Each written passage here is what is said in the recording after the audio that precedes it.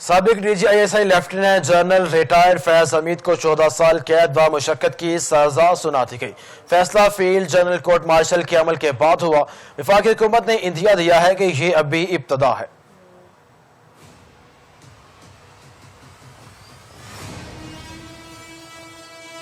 فیض حمید کی سزا کا فیصلہ جیسے ہی سامنے آیا، لیگی اور سیاسی رہنماؤں کا رد عمل بھی سامنے آ گیا۔ وزیر اعظم کے مشیر رانا ثناء اللہ نے کہا کہ فیض حمید اپنی سرکاری اور عسکری حیثیت کا ناجائز استعمال کرتے رہے۔ میرے خلاف مقدمے میں بھی فیض حمید براہ راست ملوث تھے۔ سزا پر خوشی کا اظہار نہیں کر رہا۔ فوج میں احتساب اور ڈسپلن کی خلاف ورزی کرنے والوں کے خلاف سخت ایکشن کا مضبوط نظام موجود ہے۔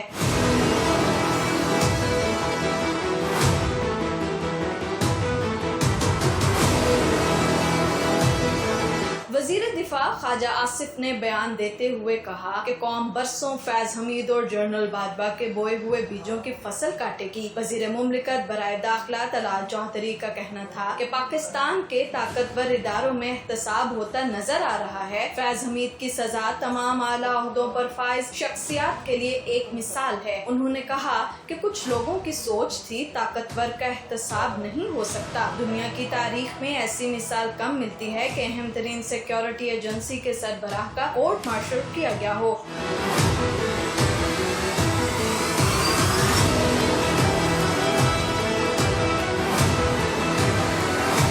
وفاقی وزیر اطلاعات عطا تاڈر بولے، فوج میں خود احتسابی کا عمل بہت مضبوط ہے، جس کی واضح مثال سب نے دیکھ لی۔